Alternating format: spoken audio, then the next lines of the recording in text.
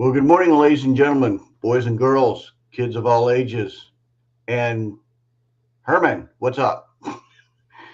Well, thank everybody for joining us. First one to thank, of course, if you read across the bottom, good morning, the sports card shop at Moco. I wanted to say thank y'all for taking the time, putting us up on the big screen there. And as usual, I have to say to Rex, Max, Owen, thank you very much. We greatly appreciate you so much. And Max, you're allowed to buy everything. And Owen, aggravate your dad because that's what you're supposed to do. So it's me and the Danny Black on today, abbreviated crew, but you know what? That's all right. We've got a great show planned. Danny and I have been talking about it throughout the week. We've got some great topics for y'all. We got some great sports stuff to be had because there's been a lot going on in the hobby this week.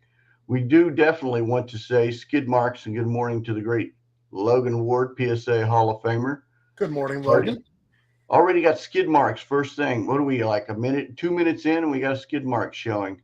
So that's when you know it's going to be a good day. That's when you know it's going to be a good day. So we're going to start off, of course, with something that happened this week in Chicago. At Chicago Tribune, they're doing some remodeling, and they found a time capsule. And in that time capsule, they found a 1919 Chicago Black Sox World Series ball. And just not necessarily a ball, but a ball that was used to strike out the side, which has only happened once since in World Series history. And just an amazing it's okay, Herman. It's okay. It's completely okay. Tell Tish said hi. Tell the hand model I said hi and hug all the grandkids. It's completely okay. And good morning, Foul Five. Good morning. This ball is not only significant for the find, but it's also significant for the history piece. The history piece. Good morning. Morning, Val. Good morning. And I've tried to do this without, but as I'm sitting here talking, I want to make sure that I've got some of my notes here because I want to be historically and factually correct with this. So some of you will remember the movie Eight Men Out, and some of you will not remember the movie Eight Men Out, but there was an actual movie. Hey, what's going on, Mr. Bo? There was an actual movie produced about the 1919 Chicago Black Sox scandal. And I'll name the guys. You got Chick Gandil, Eddie Cott, Happy Fetch, Shoeless Joe, Fred Mullen, Swede Reisberg, Buck Weaver, and Lefty Williams. Can I jump in that they don't make baseball names like that anymore? I just want to say No. that right away. Those are real baseball names. Those are real baseball names. And kids, what you don't understand is the 1919 World Series. The Chicago White Sox of that era were the best team in baseball and the best team of the decade. The best team of the decade. Good morning, Cooter. But the owner was not the nicest man in the world. He treated them as pretty close to being slaves. Felt that he owned the baseball players and he owned them and paid them pittance. And they basically went to him and said, hey, we've had this historical season. We deserve a little bit more money. And he basically told him to go take a long walk off a short pier and go play baseball. Well, Cott was not very happy because he was owned a $10K bonus. And Chick Gandil went to basically the mob and conspired. Arnold Rothstein. And basically, excuse me, I'm sorry, not the mob, a New York businessman. Excuse me. Let me make sure I correct that. Well, if anybody watched the show Boardwalk Empire, he was featured. Arnold Rothstein was featured in there. So don't take that as historical fact, but he was portrayed as a mobster in that show. So I'll say that it's been alleged. Yeah, yeah. Well, what it basically they conspired to throw the World Series. Everybody was up in arms, and it was basically because they were treated like crap. So it immediately led to the installation of the commissioner of baseball, which is historical. It was the first time it was ever done. Um, and they gave him ultimate power, which is now why we have a problem today with the commissioner of baseball, is a result of this particular scandal. It was also the first time that there was a lifetime ban on people. Good morning. We have the great Mark Hoyle. Good morning. So there's a lot of history behind this.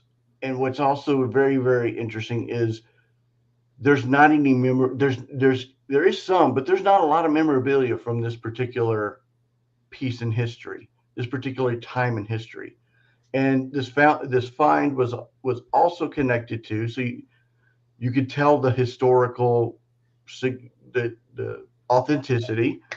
The editor in the time, and I can't remember the editor's name off the top of my head, Danny. The editor of Chicago Tribune authenticated, put a letter in there with certificate of authentication that this ball actually existed, and they stuffed it in the Chicago Tribune in the time capsule. It was found, and this ball is absolutely gorgeous. If you look at the thumbnail, I had to include this ball. It's torn up, it's beat up. It looks like it's from the 1919 World Series, but yeah, this ball's absolutely gorgeous. Significant piece of history, significant piece of memorabilia, and I thought it was enough. That's very true. That's very true. I mean, memorabilia from this time period is being manufactured. So, Well, that's part of the neat. Brad, you and I talked about it. That's part of the neat part of this is it came out of a time capsule, publicly, historically documented, and that is one of the things that makes this unbelievably special. Is that not forged? And one of the things you and I talked about, and so it came out of a time capsule. Who owns the ball? And I'd like to ask this question, in the chat. We thought it would be very interesting. Who owns this ball? Does the Chicago Tribune? Does baseball? So does it automatically go into the Baseball Hall of Fame? Is it the Chicago White Sox? Is it the White? Yeah. Is it the White Sox? Is it the people who own the real estate? What if the people that own the real estate are not the Chicago Tribune? They could be leasing the space at this point. Or even is it the person that pulled the time capsule out? Yeah. They say possession's 9/10 of the law. Well, does that mean it's the Chicago Tribune's then? It's their time capsule. And then what happens to that ball? Well, first of all, you said, let's talk about in baseball history, there's been certain moments that have stood out above others on the field. And I think this is on a very short list of historical baseball moments.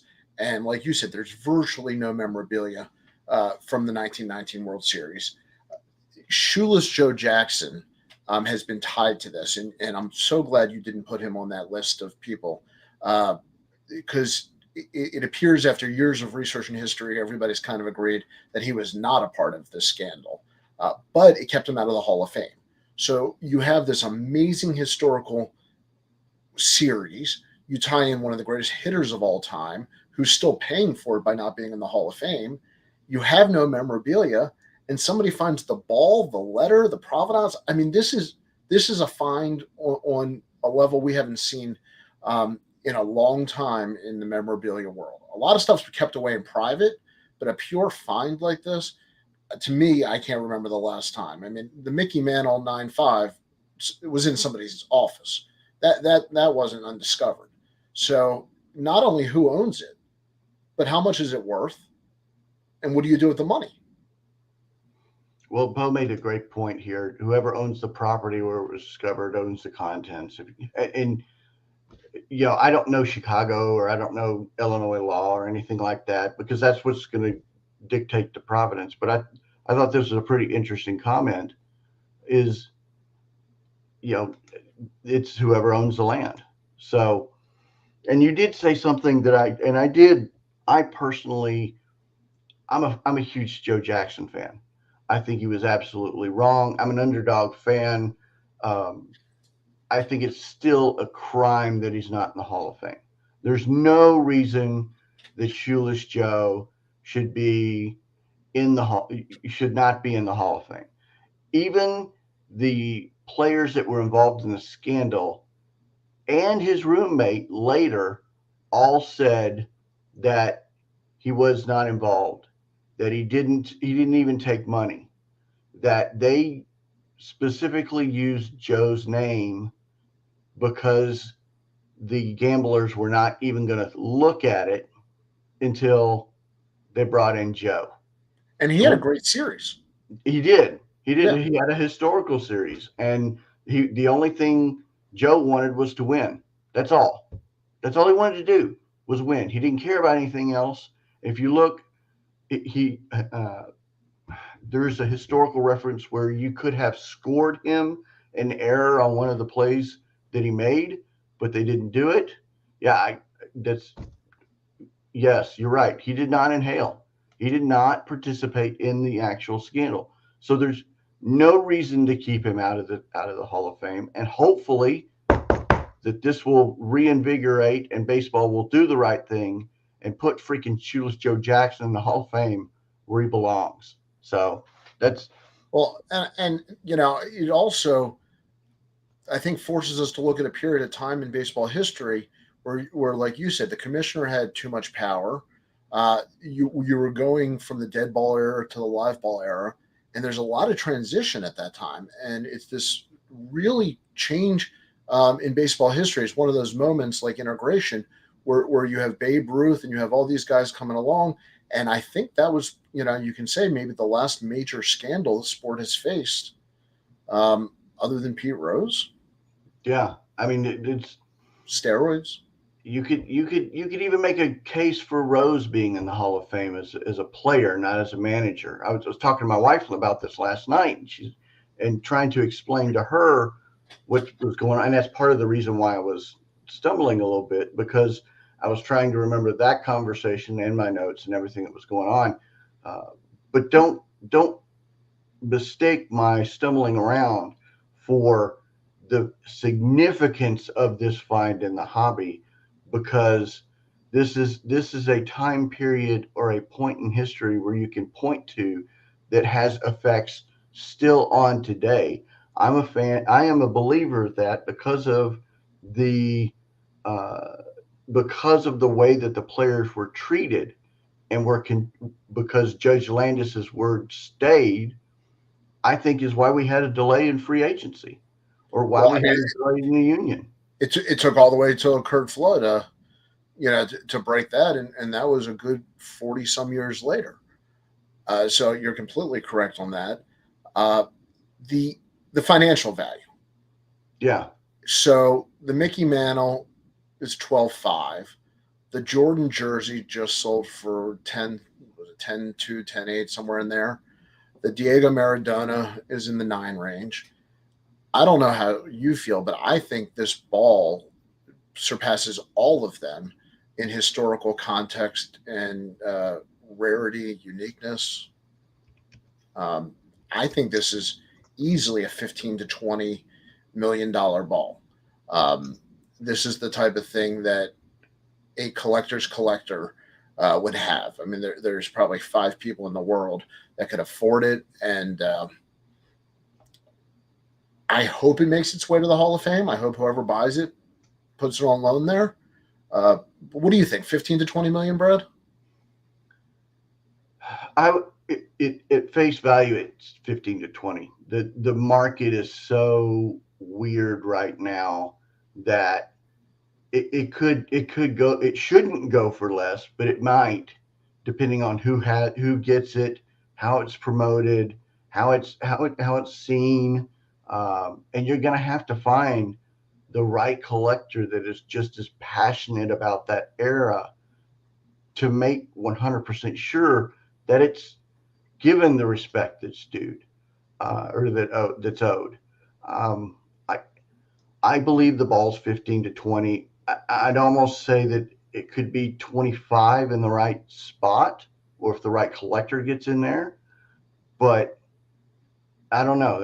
I could see it. I could see it, unfortunately, going for 10 or Well, even 12. I think because it's a historical artifact and not a card, you have more people that would be interested in buying it. I think people who are sports historians, that it almost crosses out of memorabilia to a historical artifact. I think the bidding pool would be larger than it might be for some cards. Yeah. And I didn't even think about this. Think about the movie Eight Men Out. Mm-hmm. And you could start re-promoting that by re-showing the movie and all that entails. So it brings up, not only do you have that, then you've got fans of the movie, you've got fans of all that. I mean, you could go different and go completely, like, you could promote and bring in people that aren't true baseball collectors to be able to pull into that market space. So yeah, a very significant find, a very significant ball, and I hope that it gets the due that it deserves and where it needs to go. Well, So before we move on, I will say in the last couple of years through the pandemic, this might be one of the coolest items I've seen come up to auction. yeah, If it does, if it does. I mean, right now it's just found, but to me, it's one of the coolest things we've seen in years. yeah, I this story's not over. It's going to be found. It's going to be, this is going to be one that you're going to continue to actually, talk about, and hopefully it'll give us more memories to come. So I wanted to lead off with that because of its significance. We have another significant happening earlier this week. I didn't really have a banner or anything like that, but I did want to talk about this. And this is the trading card database and sport lots connection that's happening right now. I spent a lot of time trying to dig through and trying to find what was going to happen, who is it going to be. I got sidetracked with another topic. I tried to connect with NOXX over the week, and so this came out a little late. I wasn't able to do a lot of research, so I wasn't able to find what was actually going on.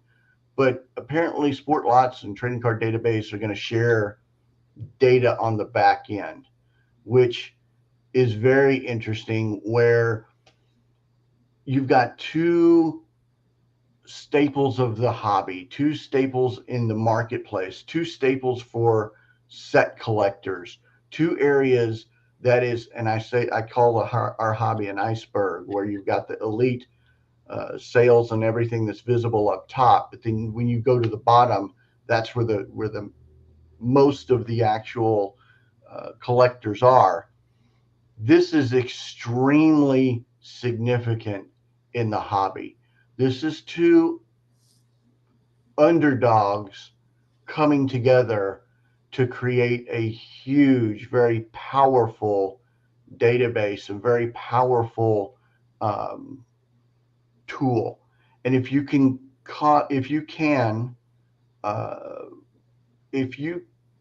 actually cross buy or cross reference the data, and then take your trading card database lists and what you need and import that into sport lots for what you need, or if you take sport lots and the card that you're finding and put them into a box and have them shipped out to you and have that automatically populate into trading card database. This is huge. This is something that the hobby didn't know that it needed, but it definitely needs for set collectors and player collectors and collectors all the sorts for this particular, for building projects. This is huge, and I don't see enough talk about it. I am on sport lots. I'm not on trading card database. This will move me onto trading card database. This will move me to learn more about it. And everybody that knows sport lots and everybody knows trading card databases say that they're both antiquated. Well, I found this on, and if you have a screen, if you have a larger screen, I'm going to give you the context of it. Sport Lots moved into a larger building. Everybody knows Sport Lots is like this stepbrother of the hobby. But it's like your uncle. It's very reliable. Anytime you need something, you go to Sport Lots. Anytime you need like some low end or something, or you want a great price for something, you go to Sport Lots. So the knock on Sport Lots is that the search engine isn't as great. The database is tough to follow. It's tough to learn. The back end fees are high. I mean, there's a lot that's wrong with Sport Lots, but there's a lot that's right with it as well. And the owner and collaborator of Sport Lots is working very hard to correct that. The first thing they did was, we're about to talk about this, Logan. We're about to talk about this, and it's actually here. They moved into a new location, and they've almost outgrown that location. They are, and it's here in the second paragraph, the redesign of the site will be done in phases. So they are going to completely redo this site, which means that the database, and then I'm not going to get techie, but that means that the redo of the database and the search engine will be as well redone. But go ahead. Brad, before you take it down, I just want to point out, for a company that's talking about moving forward in technology, they seem to have picked the font that could not be the oldest font possible. I mean, it looks like this came right off a typewriter. To me, the bigger story here, whenever you're done with the picture, is the data. The whole hobby is fighting for data right now. Yeah, and I'm about to. John's got a good point that I'm going to counter here in just a second. So follow with me, John. Follow with me. The huge significance is the upgrade of the engine to a more user friendly, and but they're going to do it by charging an extra 2 cents to the buyer, not the seller. So again, unfortunately, all this does come at a significant cost. So in order to raise the revenue, he's going to raise it on shipping and paying, 2 cents added to pay for a developer. I'm okay with that. I'm okay for paying 2 cents. I'm okay for buying an extra 2 cents because the staple on the site is 18 cents card. So you go from 18 to 20 cents. Not that big a deal. User friendly is great, but consumer friendly is what we want. And it's it. It's we're not going to go into a Sport Lots discussion here. We can have that later on how to use Sport Lots. I'll be more than happy to go live and to walk through and how to do it. But I think the significance of these two partnering up is huge within the true collector in the hobby, the true meat of the hobby. These are two staples that everybody uses in the hobby. And this, in my opinion, is probably as significant as something else we're going to talk about here in a minute. I think it's just as significant as fanatics jumping into the hobby and trying to rule the world. I talked a little bit. Danny, go ahead. Well, I love you. I'm going to slightly disagree with you. Okay. I think that Sport Lots has their lane and has their niche. I think adding more information is crucial for everybody in the hobby right now. I think that's why collectors bought Card Ladder. I think VCP, their niche is gathering from multiple sources, and people pay very good money for that. So data is at a premium, and that I respect. I don't think they're as big on the mainstream hobby as you're giving them credit for. I think there are set collectors. I think there are people. I'm sure at 18 cents a card, there's a lot of transactions. I don't know that most people in the hobby, other than the people in that specific lane, it's going to move the needle on the radar. But in that lane is a huge, group of people that have been staying in that lane for a while. So it's a wide lane. Set collectors, though, I wonder if that's going to start to slow down And I'd be curious of your opinion, when more and more vintage moves out and we go into junk wax, are we still going to have the same set collectors? That's an interesting question. I think the hobby is changing a little. I think it's moving from set collectors to player collectors or team collectors or manufacturing collectors or even set collectors, not so much set building. Yes, they have a long way to go with marketing. I'll admit that. Yes, they have a long way to go to to add users. Yes, they have a long way to go because whenever I talk to people in the hobby that don't know about sport lots, when I actually mention sport lots, they're like, "What's that?" So I admit they have a long way to go to grow. It's one of the best kept secrets in the hobby because it's not highly promoted. I think, and I think it's done on purpose. I Well, think I've heard people call it the digital dollar box. yeah, I think the users don't want people to know that this is here because for for for years, and I may even say for a decade, people have been buying cards on sport lots and flipping it on eBay or whatever and selling it and making money on it, doing arbitrage. They've been buying those cards, grading them, and selling. They don't want people to know that Sport Lots is out there. They don't want people to know that Trading Card Database is out. They don't want some of these lower end, uh, lower end product or lower end card locations. Sorry, I'm doing two things at once. They don't want them to know. So, well, two things. First of all, there's other people moving into that space, so that's going to be interesting. Number one, as they partner up, what their competition does, and people who are trying to build competing types of platforms. It'll be interesting, for data management, but also the amount of cards in their database or in their site. 80 million cards. Did I read that correctly? I can bring it back up. Sorry. Yeah, whatever it was. I mean, was a huge number. So if you don't have,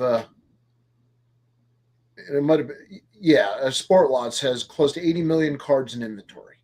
That's the key thing there, because like you said, you can count on them. And if you don't have 80 million cards and you're trying to build a set, it's a tough proposition. So I think that people are missing the fact that we really are talking about a huge database of cards, maybe second only to eBay in total cards available. Yeah. So I mean, there's some hobbyists out there that are watching this and going, "Shut up! Don't talk about it. Don't talk about it." But if you go back to, let's talk about the company significance. You and I, we started to go down this rabbit hole, and I'm gonna take a minute and go down this rabbit hole. I'm an IT guy. I believe that this has more. Maybe it's because I'm an IT guy, and I understand the ramifications of combining the two databases into something that's absolutely beautiful, and is not going to be easily done. And it will break because of the way they're going to integrate. There's only one way to fully integrate the two systems. And if you want me, I'll go fine. I'll go propeller head. The only way this is actually going to work is if you take both databases, put it into like an Amazon or a common cloud, and then point the two servers or the two areas to the same point. That's the only way this is going to work because they're in two different locations. Admittedly, I talked to the Sport Lots owner. I know offline. I know how he's actually doing his search because I was fascinated on search engines. I talked to him about his queries. I talked to him about how he's doing stuff on the back end for technology. What he's going to undertake is not easily. It is not easily done. So what's the timeline on something like that? Because you're far more knowledgeable. It depends on how much money he throws at it. Are we talking 1 month, 10 years? It could be done in anywhere from, again, it honestly could be done in like 48 hours, honestly, if you throw enough money at it.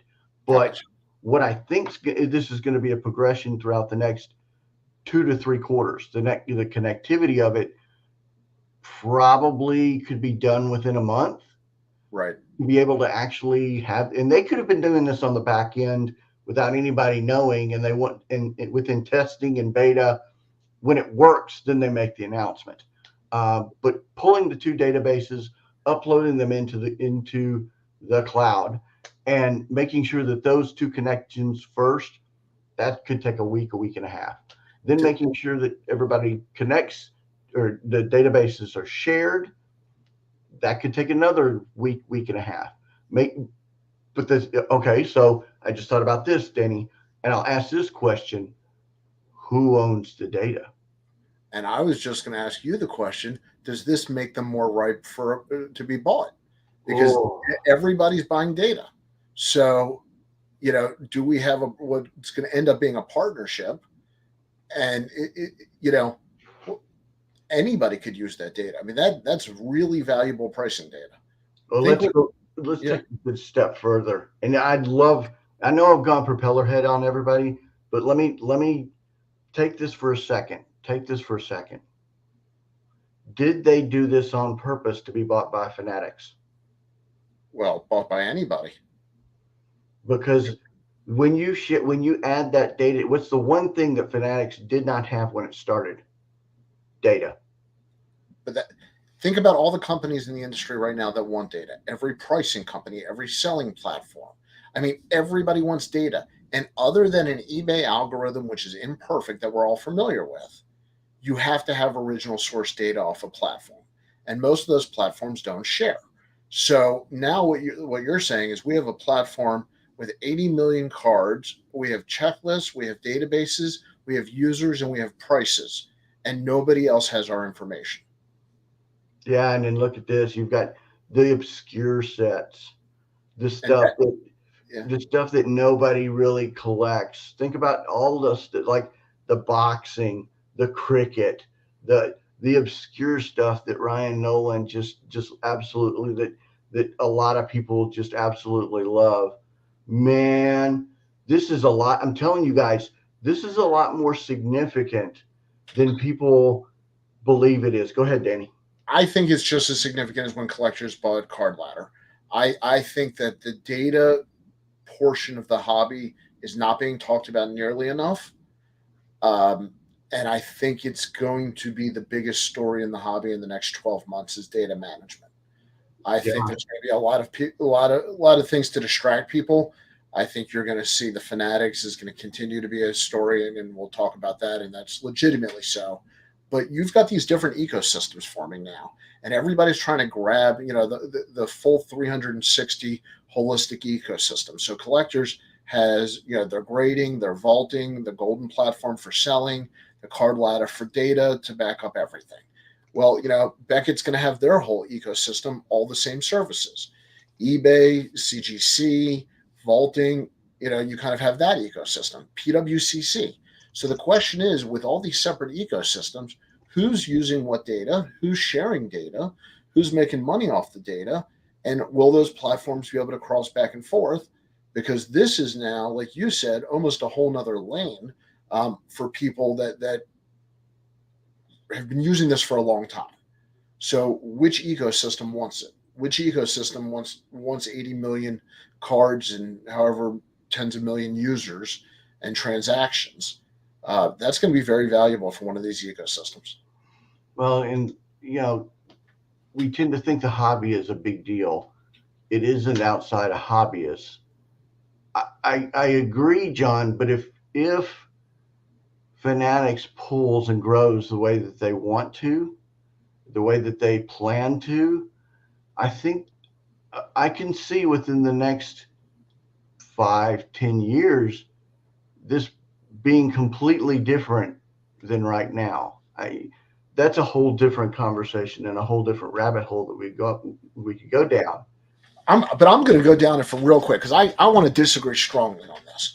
Okay. I think with Derek Jeter coming in, the names and money behind him, when you see Blackstone investing in these companies, when you see Fanatics growing at the size of it is, and Michael Rubin's worth twice Mark Cuban, I mean, at some point, we have to acknowledge that mainstream business, mainstream funding, mainstream investments, and mainstream companies are moving in because there's money to be made.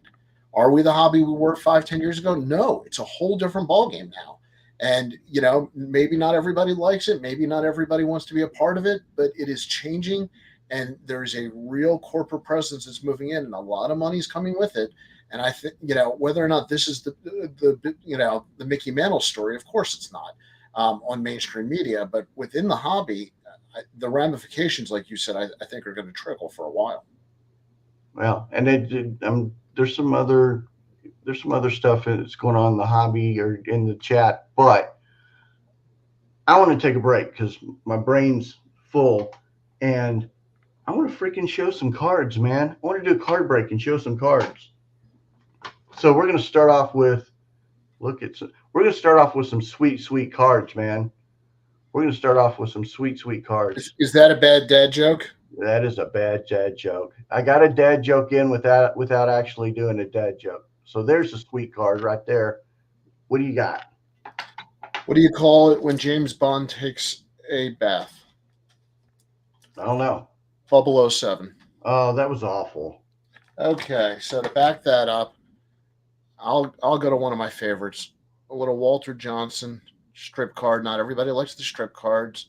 It's a little bit of a rough cut, but I love that Walter. Yeah, and I'm gonna share this one right there. There's my LT that I picked up and mentioned to the hobby earlier. That is a sweet LT card right there, baby. That is a sweet card. The last time you saw him, he was sitting down as well. Dude, you got to tell that story about John and you, and you've got to tell that story. We were at the collector's cigar event. They had Lawrence Taylor there. Everybody was taking pictures. Everybody was talking to him and having a great time.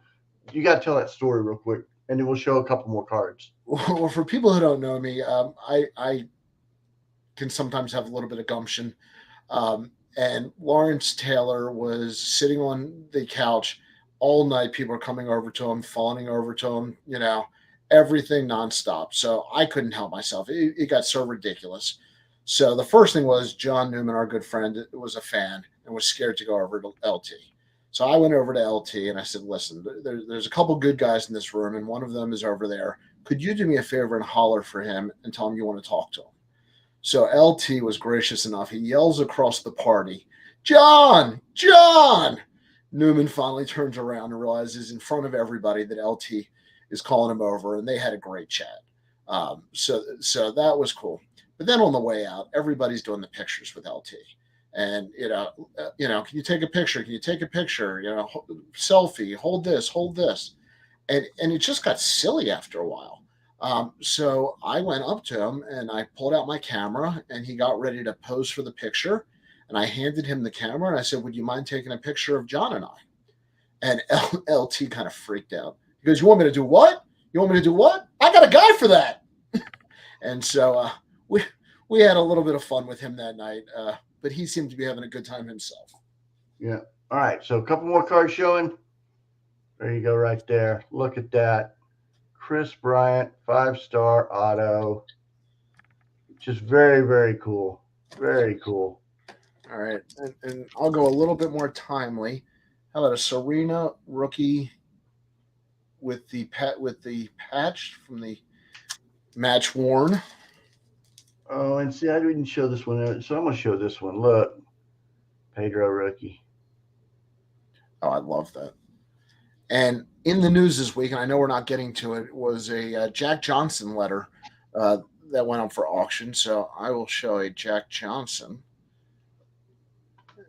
There you go. We'll do one more, and then we'll get back to topics here. I'm trying to find. There it is. And for all, we're doing football, so I'll show a football card here. There you go. All right, I'm throwing one more out there because a lot of people don't know this story. Young women soccer team, one of their top young players, Trinity Rodman. If you're not familiar with her, it is Dennis Rodman's daughter. So if you watch the women's national team and you see Trinity Rodman, that is the Worm's daughter. That's right. Does that make her the little worm? How does that work? It makes her the little worm. I think that was my nickname in high school. Yeah. All right, so let's talk about this because this happened this week, and the rumors have been running rampant. We're going to give it like a minute and a half, and if anybody wants to make comments or whatnot in the deal, then we'll actually go a little bit on it. The rumor came back around. It was during the National that Panini was bought by Fanatics. We got a little bit more clarity in Rumorville. So we got clarity rumors that they bought just Panini America, not Panini uh, Europe. And there was more rumors that Luber was out for the actual company. Then another rumor came out that Luber's not out, that he is now special advisor and on the board. So he's no longer chief vision officer, rumored speculation rumor. Um, Danny, I want to hear your comments on these clarification rumors that are coming on and us getting a little bit more rumorville of the rumors and rumors upon rumors with rumors. So And let's these get to the rumors facts. are my life. Sorry, these rumors are my life. So I'm going to get to the facts, and the facts in this case are absolutely zero. So we're going to pretend they're facts and they're not. Uh, Fanatics has the license coming up that Panini currently owns in America, and that is true. So in a couple of years, Fanatics gets to print NFL licensed and NBA licensed product. Just like Topps lost their baseball license, and then Fanatics bought them at a discount. A lot of people for a while have been expecting a similar situation with the Panini license and the Panini purchase. I've been hearing rumors since before the National that this is inevitable, and then recently people are reporting that it's kind of a done deal behind the scenes. Um, if it is a done deal, it's not surprising because I think everybody kind of saw this coming right after the Topps deal. The question is was there really competition between Panini and Topps on different products and the licensed versus the unlicensed? Leaf has been doing the unlicensed and kind of found their lane. So, with Fanatics buying Panini, if that is what's happening, I'm not sure it's a negative if they stay true to the product. I don't think anybody wants a hobby that's all called Fanatics. But as far as Josh Luber goes, I thought he was already reassigned once, and maybe I'm wrong on that. I think this might be his second clarification. So, to take a step back on the Fanatics, when they launched into the sports collectible and hobby business, they made a lot of big announcements very fast and hired a lot of people very fast. I think they've learned a little bit over the last year or two, and I think that's why you're seeing new hires. I think you're seeing some people reassigned, and it's nothing personal to Josh Luber. I just think he was not the right fit for what they were trying to do in a market that was very established. Yeah. And again, all this is rumors. And the rumors have been confirmed that they're rumors. And the rumors are confirmed that the rumors are confirmed that the rumors are rumors. So there is no announcement. There has been no confirmation made by Fanatics. So right now we're not speculating on Major League Baseball players. We're not speculating on Bowman firsts. We're not even speculating on USA cards. We're speculating on high school and middle school kids cards is what we're doing. So we're Rich is 100 if a whole bunch of rumors, and I believe we're just too we're so like we want so desperately for Fanatics to come out and share what their vision and what they're trying to do and what they're I think they're just busy building an infrastructure. Well, you touched on it. I was about to say, does Fanatics know? Or Yeah. has Fanatics, I think, and there's nothing wrong with this, a good company is flexible and pivots. I think that's been kind of Michael Rubin's strength. Not everybody's a Michael Rubin fan, but one of his strengths is he's continued to pivot in business his whole career, and he's been very successful. So could they have come in with one vision and pivoted into a better model? Absolutely. And I think that's what we're seeing. Whether or not the purchase of Panini's done, we're seeing them pivot in a lot of different ways. I haven't heard of the zoo cards recently. I think there was some stuff that they are just kind of testing the waters and seeing what they can get away with. So John and I, sometimes we think the same, sometimes we don't. And I think, John, to an extent, you're correct. If you were back in 1970, see the dad joke there. I think today, in today's hobby, the word hobby is whatever. You do you, boo. You hobby the way you want to, and the hobby is the people. I think the hobby is whatever you hobby. I mean, scrapbooking is hobby. I mean, everything what you do for fun is considered hobbying. So I just I really hope that everybody just opens their mind. We had a conversation earlier this week about this, and I passionately believe that it's not what's I hobby the way that I hobby, or I collect the way that I collect. And you've seen some of the stuff that I collect. I mean, hello, Texas Ranger rookie card. I mean, it's stuff that I like, that I enjoy. And if collectible is your hobby, if sharing is your hobby, if racking cards could be hobbying and collecting, it's just uh, collecting. And again, and I'm going to go deep into this one, and I 100% agree with Rich on this, that collecting and lusting and all of that, if you're not careful, because we've heard multiple instances this week on Twitter and multiple reports of people needing to sell because they've lusted too long and had their focus on the wrong thing as opposed to the right thing. And the right thing, in my opinion, is Jesus Christ, our Lord and God, and not in the materialistic things in this world. That if you have your focus on the wrong thing, it can be lustful. It can be sin. But if it's done with joyful heart, and it's joy and it's the right way, then it can be collecting, and it can be enjoyable, and it can be a part of your life.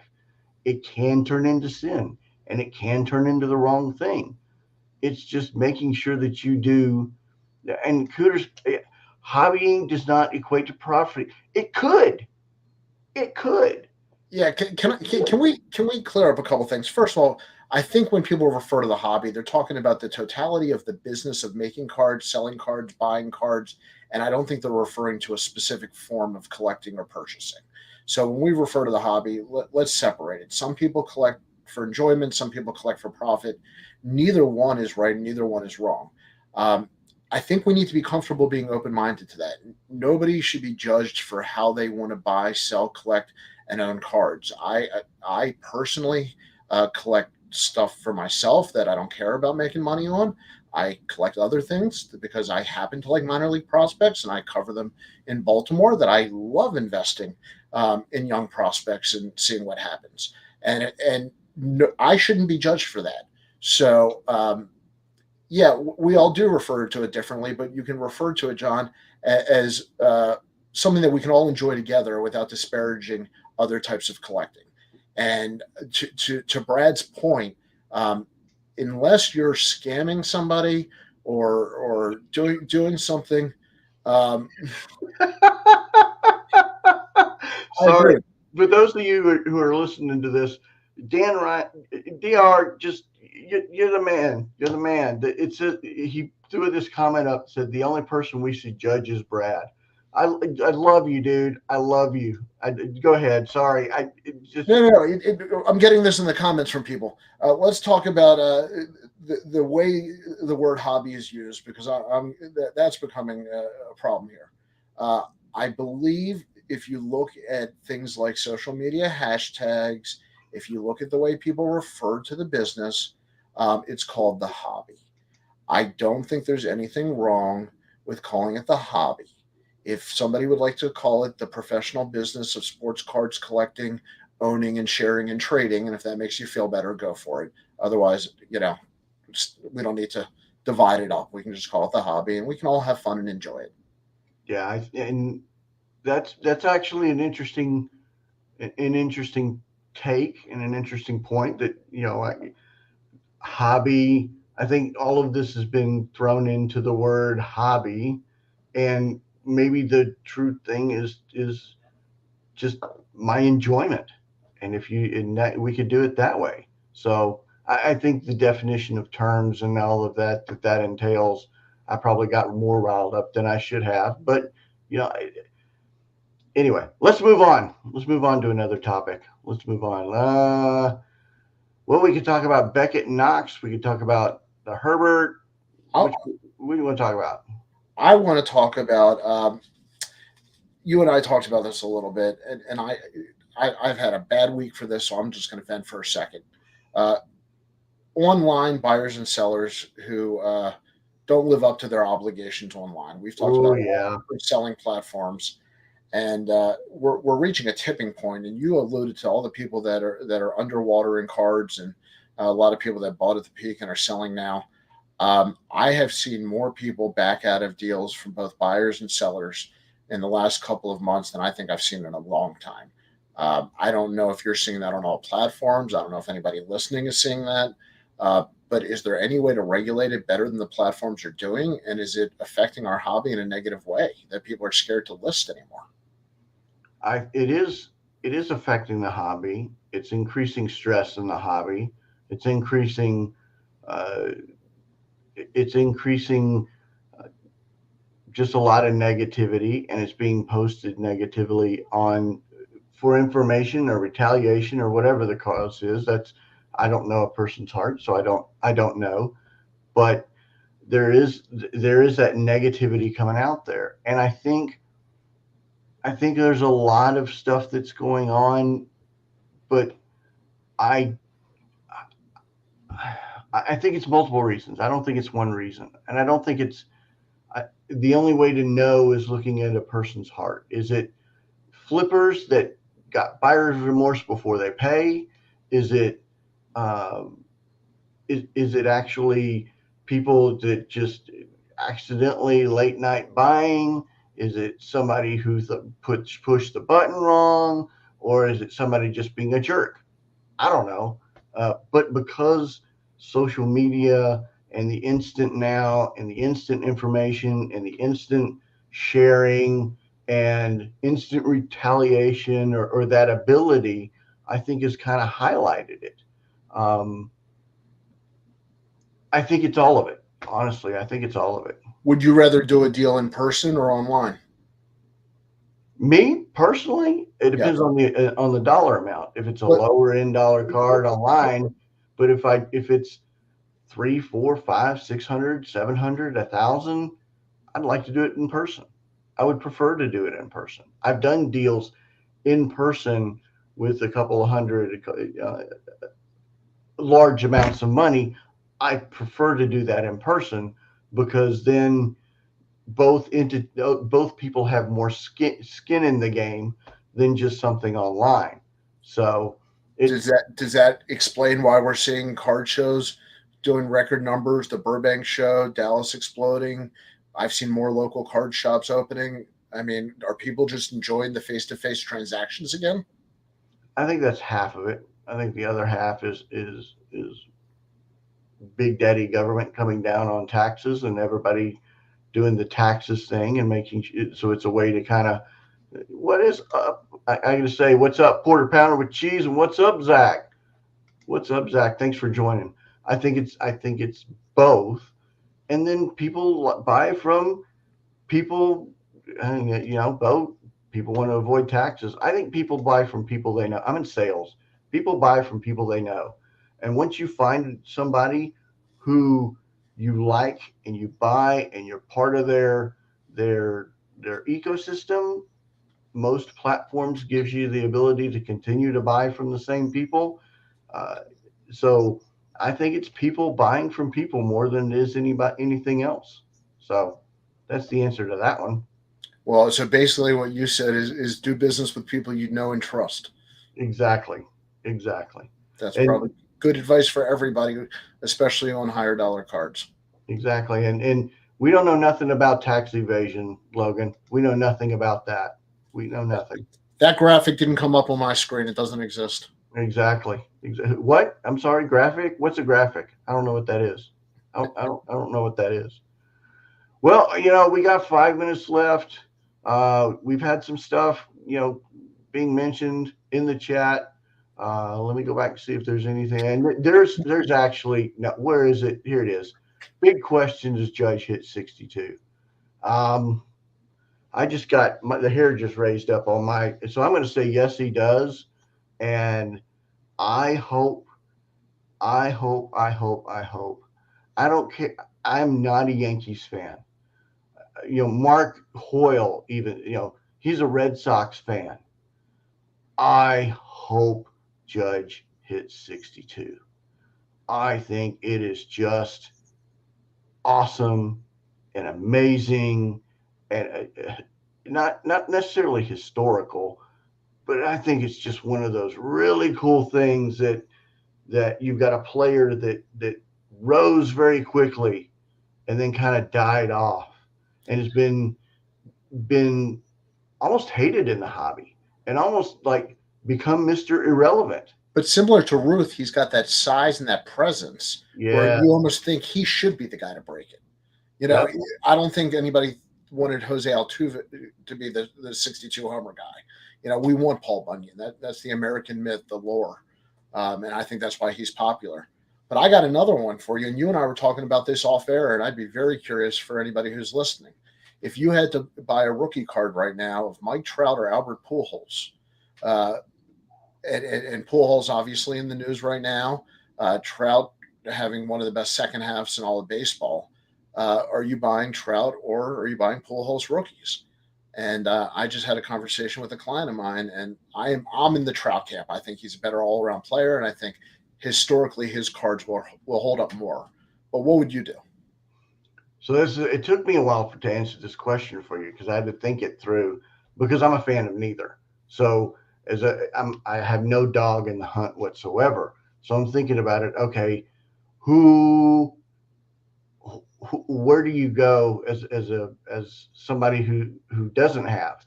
And then I thought about, okay, well, look at Pujols' career and Pujols' connection with the fans and Pujols' connection with media, and it's been iffy.